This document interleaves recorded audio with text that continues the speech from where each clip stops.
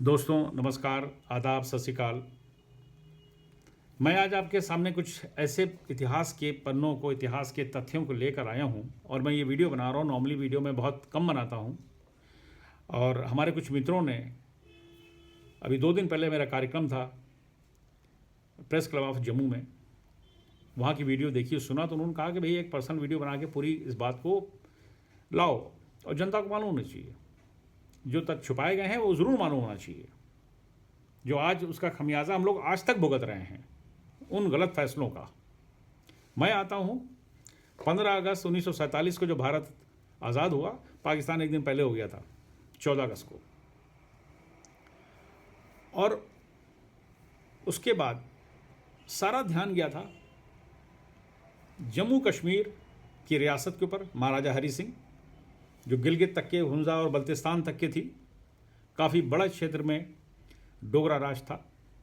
उसके अंदर पंडित भी रहते थे, कश्मीरी पंडित, उसके अंदर मुसलमान भी थे, लद्दाखी भी थे, गिलगिती भी थे, हुंजा के लोग थे और बल्तिस्तान के लोग थे। और बहुत बड़ा एरिया था वो, और स्ट्रेटेजिकली बहुत ही इंपॉर्टेंट जगह थी वो। 5 देशों से उस समय के वो मिलता था, वो उसकी सरहदें मिलती थी। सबकी नज़रें लगी थी महाराजा हरी सिंह के ऊपर कि ये विभाजन के बाद ये पाकिस्तान के साथ जाएंगे या भारत के साथ जाएंगे। तो ये मान के चला जा रहा था क्योंकि हिंदू स्टेट है, हिंदू महाराजा हैं, तो भारत में वो विलय कर लेंगे आसानी से। अब आया सितंबर महीना 1947। अब जैसे कि कहीं कहीं मिलता है, सुनने में आता है, सुनते चले आ रहे हैं कि साहब उन्होंने चिट्ठी लिखी थी महाराजा ने कि मैं विलय करना चाहता हूँ, अपनी तरफ से लिखी थी। लेकिन ये सच्चाई से परे बातें हैं। अब तो हमको ये भी लगता है कि उस चिट्ठी को भी देखना चाहिए, कितनी सच्चाई थी उस चिट्ठी में, कि उनके हाथ की थी, कैसे थी।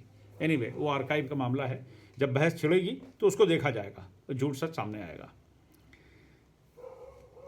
और उसी दौर में हमारे पहले गृह मंत्री स्वर्गीय श्री सरदार पटेल जी थे, लौह पुरुष, और पंडित जवाहरलाल नेहरू प्रधानमंत्री के तौर के ऊपर, भारत के पहले प्रधानमंत्री, ये सब कार्रवाई देख रहे थे। अब मैं आ रहा हूँ अक्टूबर के महीने, अक्टूबर 1947। बहुत इंपॉर्टेंट महीना था वो इतिहास का भारत के लिए। विभाजन होना तो ऐतिहासिक था, लेकिन अक्टूबर का भी बहुत इंपॉर्टेंट था। वो इसलिए जाना जाएगा, मैं समझता हूँ, गलत फैसले, गलत कहते नहीं, कैलकुलेशन, असेसमेंट गलत निकली। हुआ ये कि जब 15 अक्टूबर हो गई, 1-2 दिन और पहले रख सकते हैं आप, क्योंकि 15 तारीख को तो शुरू हो गया था एक मिशन। श्री सरदार पटेल जी ने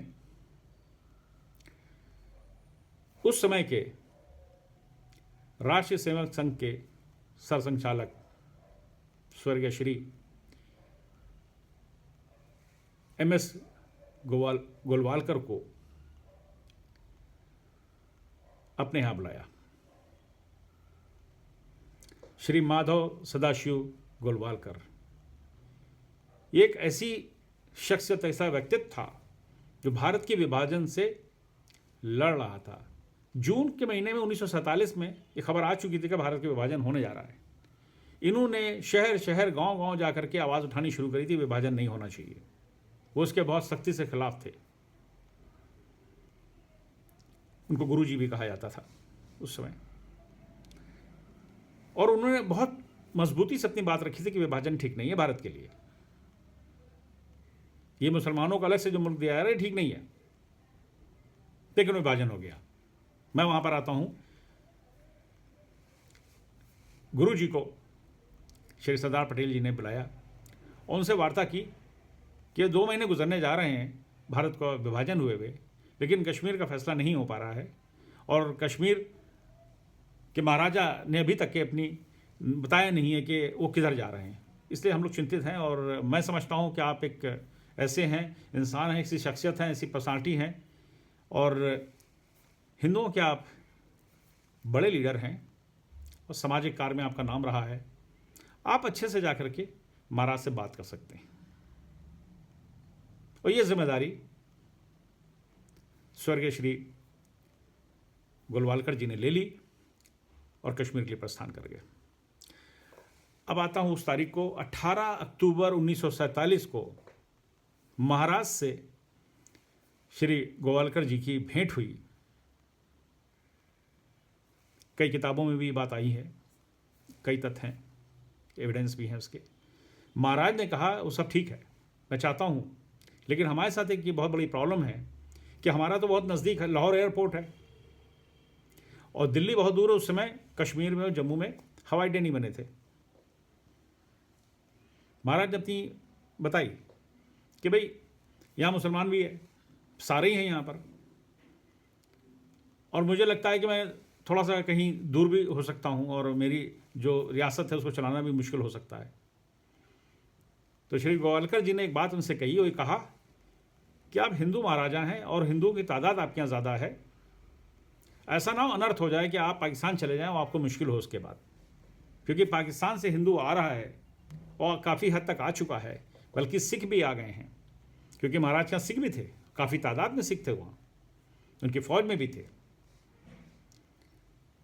और उनको एक दिन लग गया कन्विंस करने में और महाराजा तैयार हो गए। 18 अक्टूबर 1947 की वो भेंट भारत में इतिहास रच रही थी, लेकिन दूसरी तरफ साजिश हो रही थी सरहद के उस पार। उस समय के कोई अय्यार, उस समय के कोई जासूस या जो भी होंगे, चाहे मोर्स कोड से मैसेज भेजते हों, महाराज के जिन्होंने पाकिस्तान सूचना भेजी और कबायलियों को रातों रात तैयार किया गया। 21 तारीख को मुजफ्फराबाद की वैली के अंदर ट्रकें पहुंचने लगी। वहीं के लोगों ने जिक्र किए हैं जो जिंदा भी हैं, उन्होंने बताया कि किस तरह ट्रक आने लगे कबायलियों के, और रात गुजरी और 22 तारीख को उन्होंने हमला कर दिया। लूट मार, रेप करना, ये करना, वो करना, कश्मीरी पंडितों का भागना, वहाँ से निकलना शुरू हुआ। बात यह है कि जब महाराज ने फैसला ले लिया कि भारत के साथ जा रहे हैं, तो हमला हो गया। यानी ये पहले वो पाकिस्तानी शायद ये भी उम्मीद लगाए थे कि महाराज ऐसा करेंगे नहीं, वो हमारी तरफ आएंगे, कश्मीर को हम रियासत के तौर पर रखेंगे। उनको शायद कहा गया होगा, इस बारे में अभी कुछ नहीं कहा सकता, मैं भी नहीं कह सकता हूँ, लेकिन जो तथ्य अभी हैं और जो आए हैं वो मैं बता रहा हूँ। महाराज का वो फैसला भारत साथ जाने, और उनको लगा कि ये गिलगित बल्तिस्तान में निकल जाएगा।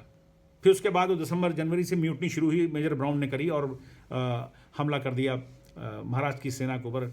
जंग हुई काफ़ी स्कर्दू के अंदर, और गिलगित स्काउट आए, उधर पाकिस्तानी आर्मी भी आ गई, क्योंकि जनरल भी उनका ब्रिटिश था और ब्रिटिश चाहते थे इनका झगड़ा बना रहे और महाराज को ऊपर दबाना चाहते थे। काफ़ी महाराज पे दबाव था उस समय।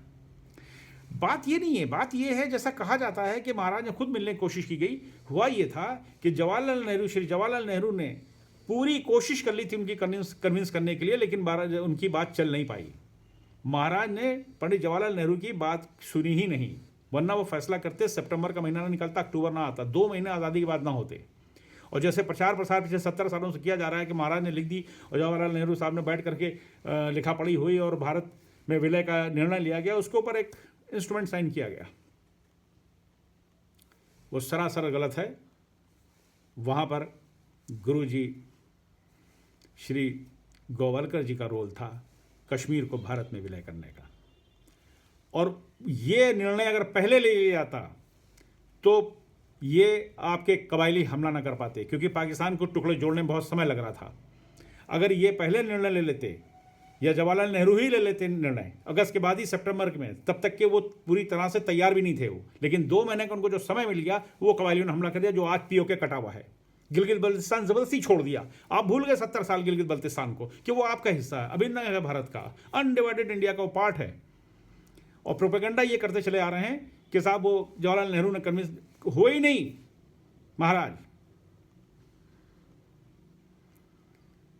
और वही स्टोरियां सुन सुन के लोगों को कानों में भर दी गई हैं। सच्चाई ये है कि वहां भी राष्ट्रीय सेवा संघ, आरएसएस का ही रोल था कश्मीर को भारत में मिलाने का। बस ये मेरा बयान है, मेरा स्टेटमेंट है, मैं क्लेम करता हूं इस बात को। बहुत बहुत धन्यवाद। जय हिंद।